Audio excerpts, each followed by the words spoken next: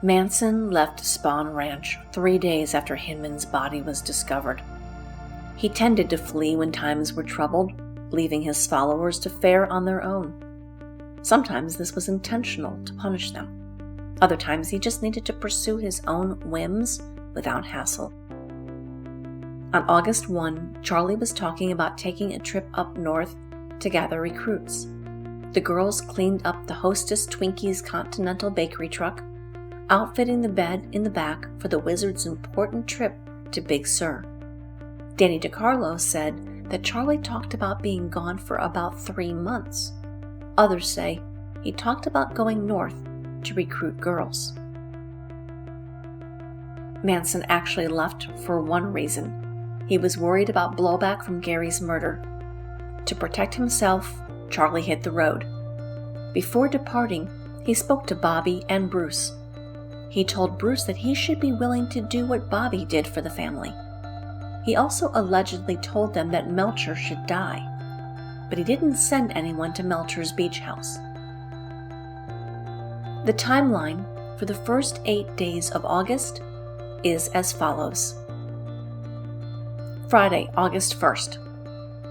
Sandy and Linda were at Topanga Beach and met actor Saladin Nader. Nader, a Lebanese actor living in Santa Monica, starred in a 1964 film based on a Khalil Gibran story. He invited the women to his apartment. 8 months pregnant, Sandy napped while Saladin and Linda had sex. Later, Sandy and Linda shopped in San Fernando Valley before returning to Spahn Ranch. That day, a resident of Fern Ann Falls, a residential area 10 minutes north of Spahn Ranch, named Barry Hanlon, saw 2 bikers walking along the highway carrying rifles. He called police after he later heard automatic weapon fire from the hills behind his home. Then 2 Devonshire cops visited the ranch in an unmarked car. Manson bragged to them about his arsenal of weapons and the training his family had on those weapons. He casually told the police that he made it a point to mention these facts to any cops that visited the property. That same day, police helicopters flew over Spahn Ranch. The sheriff's office were building their auto theft case, which would result in a raid 15 days later, but nobody on the ground witnessed the copters. Imagine the paranoia they would have had if they'd known. Imagine, too, if the police had made that raid earlier than August 16th. 8 more people might not have been killed if they'd acted sooner. The copters did spy several Volkswagen parts, confirming reports that Manson and his group were stealing vehicles to be converted into dune buggies. Saturday, August 2nd. That weekend, and for 2 or 3 concurrent days, according to Squeaky, land developers visited Spahn Ranch several times. They met with George and his son, attempting to negotiate a deal to purchase the property. This was in addition to the acreage Spahn already sold Frank Retz. Sunday, August 3rd. Charlie departed Spahn in the early morning hours. He purchased gas at a Canoga Park station using a stolen credit card. He spent the afternoon and early evening with friends in Santa Barbara. There, he acquired a sizable amount of drugs. He was still hopeful that he could rectify the situation with Straight Satans. If he couldn't pay them back, at least he could replace the drugs that were bad. He departed Santa Barbara in late evening, north along the coast toward Big Sur. Monday, August 4th. Before dawn, Charlie met Stephanie Schramm, a pregnant 17-year-old, at a service station near Gorda, about 50 miles south of Big Sur. Stephanie, who was camping near the beach with her boyfriend, walked into the gas station restroom where Manson was. He flirted with her, discovered she wasn't happy with the guy she was with, and asked if she would rather join him. She agreed, as long as he would drive her back to San Diego in a couple days. They camped together beside the Pacific, dropping acid and frolicking in the ocean waters before making love. Later that day, Manson again purchased gas at a station in Lucia along U.S. Highway 1 using a stolen credit card. Sadie and Tex took advantage of Charlie's absence by imbibing in liquid speed. They kept it in a baby food jar, hidden under the porch of one of the ranch buildings. Sometimes Bruce took a dip as well. Tuesday, August 5th. Manson arrived at Esalen Institute in Big Sur in the late afternoon. His memoir says nothing about what happened there, but we know from other sources that he experienced some kind of rejection.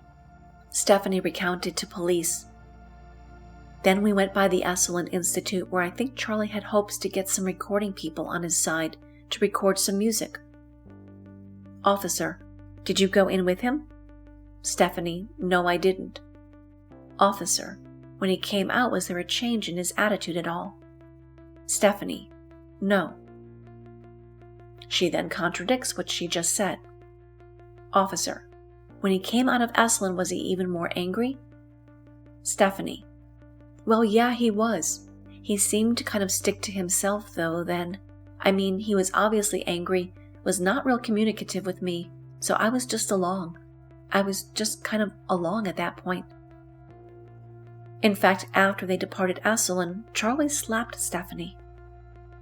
She explained years later, we had seen some people hiking in Big Sur, and he was hoping they would provide us with dinner. They were afraid. He came into the van and gave me a slap and told me I ruined his chances for dinner that night. Wednesday, August 6th. Bobby was arrested in Gary's Fiat. A 21-year-old transient arrested by a San Luis Obispo Highway Patrol officer on suspicion of car theft was booked into Los Angeles County Jail on a murder count. The arrest was made Wednesday morning by Patrolman Joe Humphrey after he checked out a vehicle parked at the side of Highway 101 and found a man asleep in the front seat. A radio check on the station wagon revealed it had been stolen in Los Angeles and had belonged to a Gary Hinman, 34, whose body was found in Topanga Canyon. He was the victim of a stabbing. Name of the suspect was given as Robert Kenneth Beausoleil. Officers said a blood-stained knife was found in the station wagon. Not only was a bloody knife found, but bloody clothing was also discovered in the rear of the car. Bobby didn't dispose of the evidence. He couldn't have made himself more of a target if he'd hung a sign from the Fiat reading, "I did it." Meanwhile, Kitty had no idea where Bobby was. For the next few days, she frantically called the ranch over and over, looking for her boyfriend. In the late afternoon, Charlie and Stephanie departed Big Sur, purchasing gas at service stations in San Luis Obispo and Chatsworth. They arrived at Spahn Ranch in time for a late dinner, but left again the next morning headed south.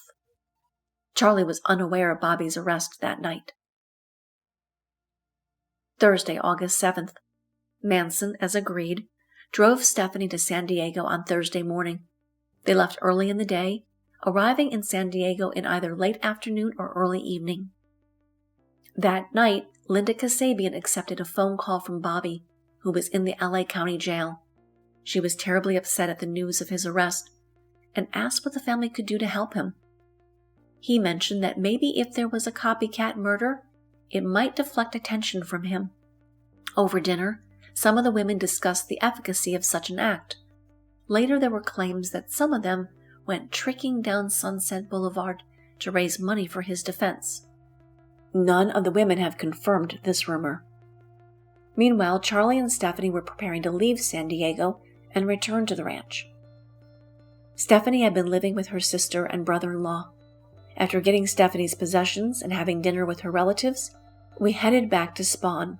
Though we could have made it back that night, I was in no hurry. I was clinging to the pleasures of the moment and losing the tensions that had been pounding in my head for the last few months. We spent the night sleeping beside the truck. We counted stars, told stories, and made love. The early morning sun woke us up. It was August 8th, 1969. They were actually pulled over in Oceanside on their return north, and Charlie was ticketed for speeding. Friday, August 8th. Late morning on the 8th, Charlie and Stephanie returned to Spahn Ranch. Charlie was immediately told about Bobby's arrest. He became very passive-aggressive, threatening to leave again because everything was falling apart and becoming totally not cool anymore. He also made a point of informing everyone that he promised Stephanie to be true to her. That's right, ladies. Charlie had become a one-woman man. But upon his return, he was reminded of how much danger he faced. At any moment, the Panthers could show up, or Bobby could rat him out. Susan wrote, Manson couldn't even run to the desert. As long as Beausoleil was in jail accused of the Hinman murder, Charles Manson was stuck. If Manson made a run for it, Bobby would assume Manson was throwing him to the lions, and he'd roll over on Manson in a minute. Charlie knew that he might have precious little time before Bobby named names, so he gathered everyone around and announced, Now is the time for Helter Skelter. It was late afternoon. He then sent Mary and Sandy in the hostess truck with several stolen credit cards to buy supplies. Mary was one of 2 people who had valid driver's licenses that summer, herself and Linda. Actually, it does appear that Manson himself had a valid license as well. After Charlie's announcement in the afternoon, the ranch became very quiet, with an undercurrent of electric excitement, even dread. Tex recalled. With everything that had been happening over the past weeks, there was no question that we would be the ones to bring down the apocalypse, not some black militants from Watts. The only question was which of us, and how. Tex and Katie reacted to Manson's announcement by dropping acid. That was on top of the speed Tex had been snorting for days. While this was happening, Mary and Sandy were in trouble at the Sears store in San Fernando Valley. They entered the store at 4 p.m. and purchased several items using a credit card in the name of Mary Vitasek, the sister-in-law of Vern Plumley. Mary Bruner forged the receipt. All they had to do was act nonchalant and depart, but neither of these 2 weird birds could do that. Sandy in particular was acting strangely, and the clerk, a Ms. Ramirez, noticed. As the women walked away from her register, she pulled out her list of stolen credit cards, mailed to Merchants Weekly, and checked if the card used was on that list.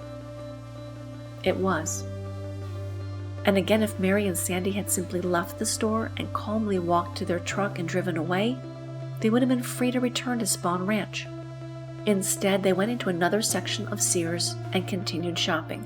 Ms. Ramirez alerted the store manager, who approached Mary and Sandy. They then fled the store, the manager chasing them into the parking lot. The women got into the hostess truck and peeled away, but the manager kept going. He got into his own car and followed them out to Brand Boulevard toward the freeway. Mary was driving, and attempting to flee, the manager swerved into a gas station. There, Sandy tried to get rid of the evidence, tossing the credit card out the passenger window. Mary was approaching the entrance to the 405 freeway when she crashed the truck. The police, who finally joined the chase, closed in on the 2 criminals. Both Mary and Sandy were arrested. The police found a number of stolen credit cards and eventually found Mary Vitasek's card at the gas station. Mary was charged with burglary and forgery, Sandy for burglary alone. They were both booked at the West Valley Police Station in San Fernando, but that station didn't have jail facilities for women, so they were transferred that evening to the Sybil Brand Institute in East Los Angeles, the main women's jail for the county. Their movements that evening, shopping, car chase, initial arrest, and transfer to Sybil Brand, including processing, took several hours. Back at the ranch, dinner was served around 6 p.m.